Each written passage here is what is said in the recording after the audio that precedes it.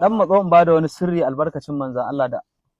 idan kana da wata bukata kai ka saka a gaba kake ganin jinkiri to ga wani sirri zan baka mai sauki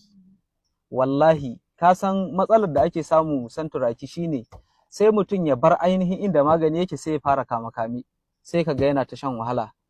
kawai ka tashi da daddare idan ka tashi da daddare za ka yi nafila raka'a biyu idan ka yi nafila raka'a biyu sai ka ɗauko ƙur'ani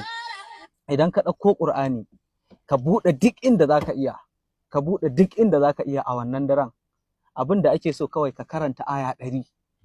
ka karanta aya 100